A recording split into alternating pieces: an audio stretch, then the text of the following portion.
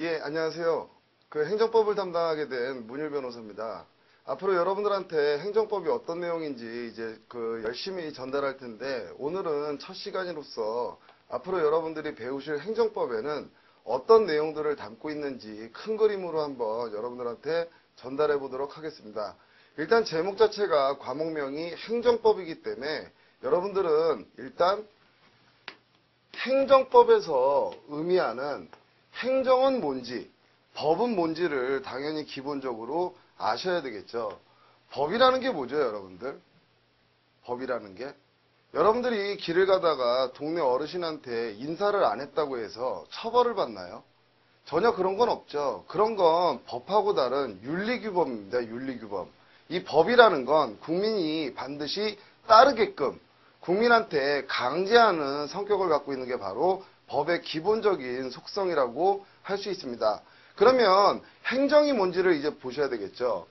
자, 그럼 행정이라는 건 뭘 의미하느냐. 자, 법이라는 건 국민을 강제하는 힘을 가진 규범을 의미하는데 행정법이라는 건 도대체 뭘 의미하느냐. 자, 이제 여러분들은 지금부터 400~500년 전으로 한번 돌아가 보도록 하시겠습니다. 과거에는 어느 국가든지 왕들이 존재했습니다. 왕들이.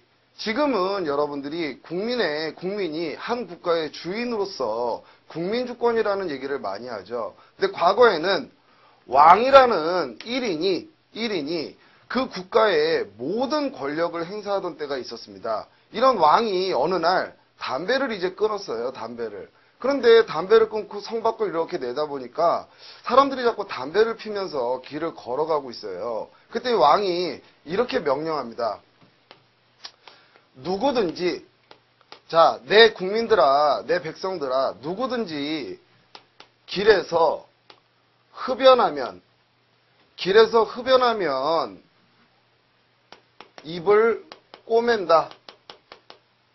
자, 누구든지 내 백성들아, 길에서 흡연하면 입을 꼬매버리겠다. 이렇게 명령했습니다. 이것도 왕의 명령이죠. 우리나라 같은 경우에는 여러분들 사극 같은 거 많이 보시면 어명이라고 하죠. 어명. 그게 결국에는 왕의 명령이라는 얘기예요. 그런데 누구든지 길에서 흡연하면 입을 꼬매버리겠다. 이렇게 명령을 했습니다. 그럼 당연히 국민들은 길에서 흡연을 못하게는 되겠죠. 그런데 어느 날 갑이라는 사람이 길을 가면서 담배를 몰래 피웠어요. 근데 이 사람은 적발이 되지 않았어요. 그러면 그냥 요 명령이 이 사람한테 직접 적용돼서 입이 자동적으로 꼬매지나요? 전혀 그렇지 않죠.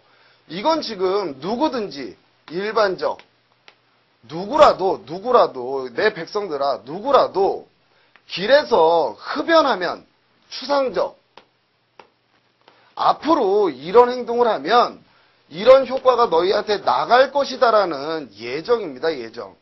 이렇게 어떤 사람이 실제로 왕의 명령을 어겼더라도 적발당해서 요 행동이 집행되지 않으면 이 사람은 아무런 처벌을 받지 않고 그냥 넘어가는 모습이 되겠죠.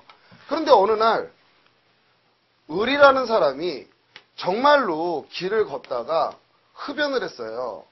그래서 적발을 당했네요. 그러면 이제 을을 적발한 공무원들은, 그 왕의 신하들은 이 을을 누구한테 끌고 가냐면 다시 왕한테 끌고 갑니다. 왕한테.